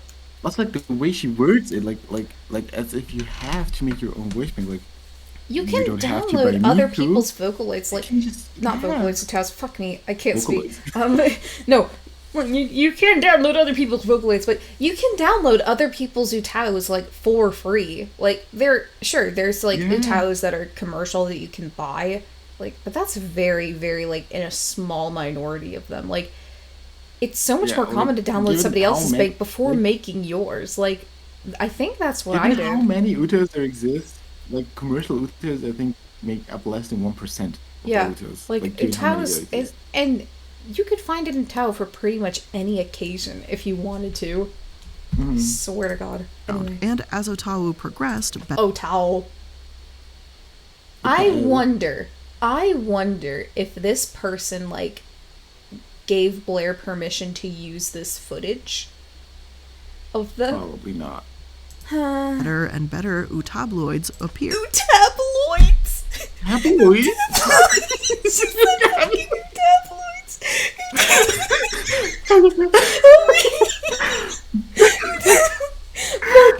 Okay, that was pronunciation. That was good. That was gold. UTAU drama doesn't exist anymore. We shall now call it UTABloids. Dude, Please, oh please. my Okay, God. let's just call it We're gonna UTABloids. fucking use that so much now. Oh my god. The fact that I recognize God. literally so many of these UTAUs, like Stella, Yue, Yeah. Hachi, fucking Matsudapoyo, Neko. Kubi, Megane, Teto. Teto! Literally, one of the most popular ever. Ted, Navi, And Kai Kim Kim. even, like, Even With though a they Nami. may not be as massive as Vocaloid, it gave vocal synthesizers even more accessibility to people that wanted to use them. Lucia and Luan were also new Vocaloids created after Miku exploded onto the scene. They were two Wait, Spanish Who Vocaloid are programs programmed Lucha. Wait a first of minute! all. Aren't these the scams? Wait a These are the scam Vocaloids! Also, first of all, Aren't these the scam? Giuseppe! yeah, like she mispronounced it again. It's not Lucha, it's Lucia. It's not even that hard to pronounce correctly. And also, it's not Luan, it's Luan. One. Like, I know how to speak Spanish. Como se llama? Si. Se llama. by the si. artist Giuseppe. From what I can gather, Lucia was considered to be too similar to Vocaloid 3 Clara, which led to quite a few complaints about the diversity of voice banks in the Spanish-speaking No, the people complained about Luan and Lucia because they were a scam. Like, wasn't Giuseppe, like, fucking found out to be fraud? Like, fandom. She's not Apparently, like- Giuseppe like- was irate here at all we- the criticism and Gosh, Like, yeah, Yeah, it people was a complain scam. about It was a how scam. He I'm lashed out at these brutal. fans, Like, insulting their he was tastes and lashing out credibility. at them His because he was a comments and scam Milan's artist. demo were both eventually deleted, and he withdrew from the Vocaloid fandom as a whole. Other Vocaloids, such as Leon and Lola from earlier, Stop this and I know fucking it's a lot of shitty-ass L names, MMD were footage. both sampled from black vocalists, and yet Leon and Lola themselves are depicted as white. So I have another take that kind of goes against the grain here. Because there weren't any such depictions, like, I'm not, like, as incensed as people, like, commonly depict them as white, because still, this is, like, up to interpretation, and I feel like didn't that start mostly with the Japanese fandom trying to make him a hot anime boy and not necessarily, like, a white boy? But, like... I think so. Like, oh my god. But, like, still, they're all up to Like, interpretation if they don't have a Leon set looks mascot. up. This is, like... This is not that big of an issue, but of course, fucking Wokies will make it into one. Like, Yeah. I've even talked with, like, several black people in the community, and they're like, I don't care what they portray fucking Leon as. Like, Leon being white has nothing to do with anything. It doesn't appear in my life. Again, this feeds into This the is, real like, lack of making an multicultural issue out of representation nothing. within Vocaloid. This isn't the Lack of multicultural representation, you say? Maybe it's because it's mostly considered a Japanese thing. And, like, Japanese like, is a maybe very it's because- homogenous country. Like, Japan's a very homogenous country. I didn't mean the language is obviously That, and similar, also, but like, the other country where Vocaloid has become, like, really big is China. yeah, And, so it's like, it's well, tons. Like, these are already, like, guess what? characters who are technically POC because they're Asian. But, a lot of Yeah, people just don't exactly, tend to like- think of Asians as POC. Oh, God. Mm-hmm. only issue people This have just had with gets worse Vocaloid when it and comes worse. to race, as some claim Oh, that the Vocaloid Japanese race war? Vocaloid fandom has shown incredibly racist behaviors. Oh, God. I feel like this is going to be more not understanding the fucking culture. Chinese and Korean producers like Soul Pie and CU have been attacked. Soul pie. Soul pie. What the hell is a soul pie? Mm. No, see, yeah, there was probably a lot of, like, anti-Korean sentiment when CU was made, because, you know, Japanese and Korean people don't, there's some that don't get along. Wait, I don't want to say, like, it's a majority, but Wait, the wait. thing about CU's voice actor, like, she went to jail for extortion, so people saw that reflected in the character Yeah. and didn't buy it. Act on Nico Nico when I feel trying like to upload that's their kind work. of a necessary Colorado thing. She should Journal have said, of oh, Asian by the Studies way, reads, CU's voice provider went to jail. For Also, some, it's like- Hatsune Miku is It very was much a just bland. And also, her, like, wasn't one of her demos, like, criticized because they made it, like, a really flashy demo, but they also layered her voice provider singing with CU and, like, marketed it as, like, this is only CU. Dude, Winter made a parody of that where he sang mostly Oh, instead God. of Kai. With icons. That was Like, fucking you remember funny that as was fuck. the April That was funny Yeah. as hell. And people didn't even notice. They were just like, oh, wow, that sounds really good. And I was just Yeah. like, dang, King. Those envelope airs are so sexy. Yes, Kai Korean, finally. symbol of Japanese national identity. Japanese fans are proud of their virtual diva. Japanese so much so nationalism, that Miku racial racist, tension has come Illuminaughtii about in response confirmed? to certain events. For instance, one Chinese user uploaded a song he composed to Nico Nico. This song, Moon West River, is sung completely in Chinese. It features a soft laggy. tune highly reminiscent of traditional Chinese music. The composer, Solfi, was the target of many malicious And the fucking name is spelled differently here Why than not? it was in the caption. Also, is it now Soul Pie or is it Soul Fee? Can't even keep it straight. Nope. It's And, like, woman. didn't fucking Miku get a Chinese bank? Like, it wasn't good. comments But, like, as she a still result got a of the fucking release Chinese of this bank song. when That Hatsune fucking Vocaloids went Miku all would be the time. made to sing in Chinese offended the sensibilities of these users, and Sophie received many racist comments on Nico Nico. Mainstream Japan, a mostly homogenous society, is still relatively unaccepting. I know I said it's homogenous, but, like, I only meant that in the sense that it's, like, 95% people that are, like, ethnically Japanese, but I feel it's pretty insulting to, like, paint them with such a broad brush and be like, Everybody in Japan fucking hates the Chinese. Yeah. Also, like, Of foreign generally, it says foreign presence, even though, like, most Japanese people actually find not all like they're not all racist. Like a lot of Japanese people find some foreigners really cool, like the reasonable ones at least. Yeah, like, and if you go to Japan and you you like the culture, you respect the culture, you respect other people, like, you'll have a good experience because people in Japan, like, there's a huge culture of, like, being as nice and polite as possible and, like, not being very confrontational, which obviously you shouldn't take advantage of, but still, people are very, very, very nice over there, even if they, like, don't like the foreigners. Presence within its borders. This is mostly only applicable to other East Asian peoples, as Japanese producers will occasionally... that is such a loaded statement. This is mostly only applicable to other East Asian peoples, as Japanese producers will occasionally use English. That is so fucking weirdly worded. That is it's like also such a fucking reach. That's such a double whammy of racism. Like, it fucking use English in their songs. In another example, one malicious user tried to have a ton of Miku videos banned from YouTube en masse, making false copyright claims. As I'm sure plenty of you know, YouTube will remove videos that are copyright claimed relatively easily, even if there isn't much evidence to substantiate those claims. When this There isn't enough evidence to substantiate most of your claims, Blair, but we're not ready for that conversation. Japanese users demonized Korean users, accusing them of being the culprit with no evidence. Even though all the videos were restored or re-uploaded without issue, the fact that Korean fans were so innately blamed says a lot about the mindset of these specific Japanese fans. I don't want to paint everyone with the same brush and say that all Japanese fans of Miku act this way. So then why say it at all, Blair? What the fuck? Quite a few and quite consistent, and it's disappointing to say the least. Miku is for everyone. That's why she was created. You can be proud of and protect something your country has created without being cruel to international people that benefit from it. Yeah, you dirty little Japanese people with your fucking sexualizing Miku. She's clearly 16 and minor coded. Generally speaking, despite these occasional controversies, the Vocaloid community was strong and flourishing during this golden age of Vocaloid during the early 2010s. I miss the actually old found a Vocaloid fantastic community. spreadsheet from Reddit user Pomper1 that compiles every historically significant and popular Vocaloid song. It starts with the release of Miku in 2007 up until this list was posted in 2018. It's obviously not every single song, but the most defining songs that shape the Vocaloid culture as a whole. Now, it's not to say that Miku isn't still incredibly popular now, the era isn't entirely over, but the novelty has worn off to some extent. The community of fans are still going strong. No, put that back up on screen.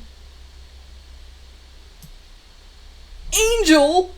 Why are you quoting Angel? She's literally the worst person on fucking Vocaloid Wiki. Why are you quoting this nearly 40-year-old woman? This woman is fucking literally insane. This woman is just institution, straight jacket. Fucking. The community of fans are still going strong, whether or not Vocaloid and Miku get the. This person literally said it's not dying; it's just not getting the attention it used to. Like, and yet she's still saying like Vocaloid's fucking dead. Same amount of attention. Now, last but definitely not least are the producers. We finally get into crediting Miku producers. Is the star of the show, the singer, the figurine, and the face of Vocaloid. The producers truly do the work behind the scenes, though. One of these many, many producers was named waaaaaaaaaaay. He was. Waaaaaaaaaaay. I'm really like trying to brace myself for this because I know what's coming and I don't like it.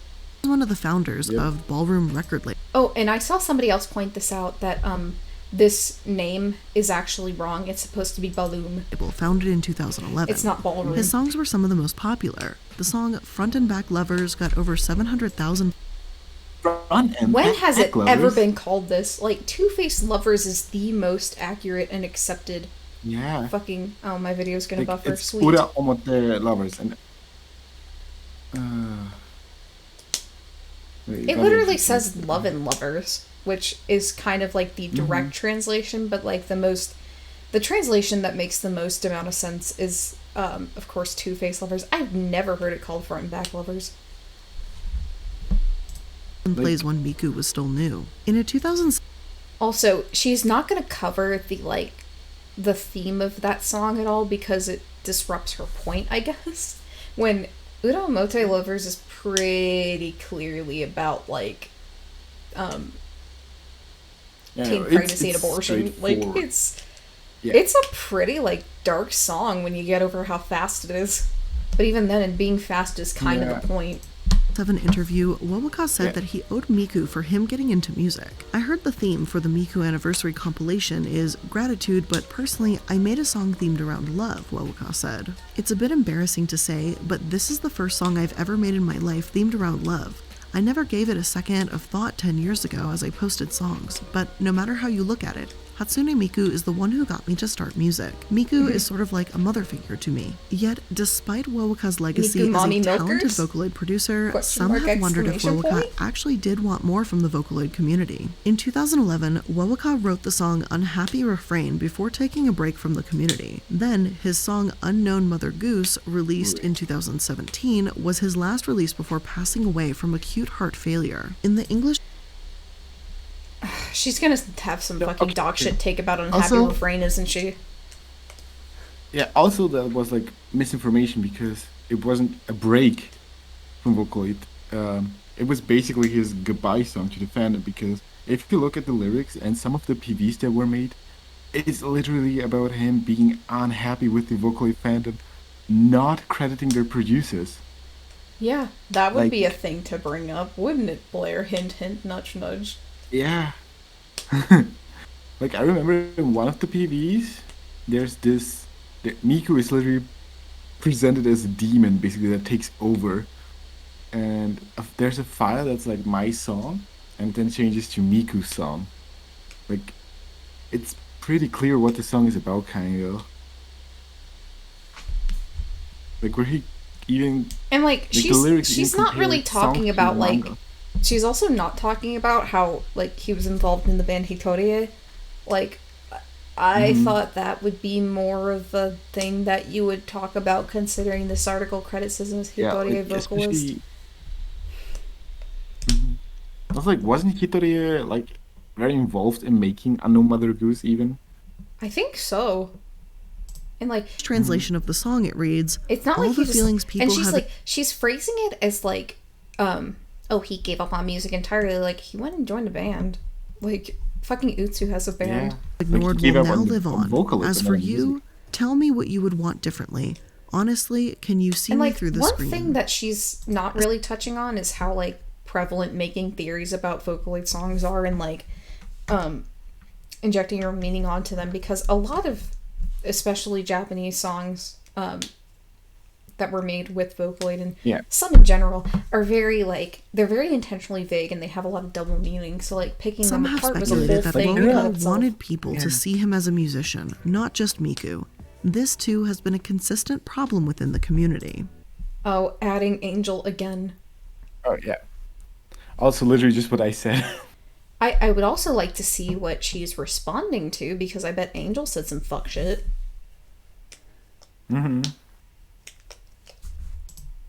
In May of this year, users have posted suggesting that they make a rule that producers should be credited. You can't say... I feel like the push for this has been going on for much, much longer than this year, but it has been going the song on is for by Hatsune Miku, for example, as obviously she didn't make it. Without a doubt, this is a labor of love for these producers. They pay for the software, write these lyrics, this melody, this entire song without any payment, and they only make money if the music does well. The least they deserve is credit, though some might see it as Hatsune Miku's latest song. It truly isn't. Many famous artists like Ariana Grande, 21 Pilots, and One Republic don't always write their own music. However, the songwriters they hire will be paid, at least I sure hope they will. So these Miku producers have no idea if they'll actually even get money for the time and effort they put into these pieces. It's not hard to see why, then, this could be a point of contention if the bare minimum crediting wasn't or isn't happening. I guess all that I can say is that if you do like a song Miku sings, take an extra minute to Google the producer. Maybe give them a follow on Twitter, buy their album, or tell them thanks for their hard work. More than ever, this truly is a labor of love, and I'm sure they'd appreciate it. Miku has inspired music. She's had commercial success, and she's inspired virtual personalities as a whole. One Medium article writes, with the advancement of computer vision technologies, a new group of virtual characters is emerging to push the boundaries even further than those that Hatsune Miku has established. These new digital characters can talk, move, walk around, and, unlike Hatsune Miku, even interact live with other performers. They are called virtual YouTubers or VTubers, as their live videos are mainly published on YouTube, at least so far, and they are much like other human YouTube hosts or personalities, just digital. Kizuna Ai, a pioneer in this field, started to appear on YouTube in December 2016. It's not a coincidence that it was around this time when high-end VR headsets were beginning to be delivered into the hands of consumers, as these virtual characters need motion and facial capture devices to livestream their performances. Again, this isn't to say that VTubers wouldn't exist without Miku, but I would argue that her era absolutely inspired them, EDM music, and multiple facets of the entertainment industry. And hey, whether you love or hate Miku, that's up to you. I never realized whether you consider Miku a 16-year-old or not is up to you, but I'll still attack you because I headcanon her as 16. Bitch. Draw her as a granny, but I will attack you. And I think it's fascinating how one true voice can bring so many together. Saying one true voice? With that being said, that's where I'm going to end today's episode of Prism of the Past. I hope you enjoyed it. And I did not enjoy it. Make sure that you're liking, following, and subscribing so that you can stay up to date on all the latest episodes. Again, thank you so much for making it to the end of the episode. I hope you enjoyed it, and I'll see you in the next one. Bye. Upbeat electronic music. This one gets a dislike from me. Okay.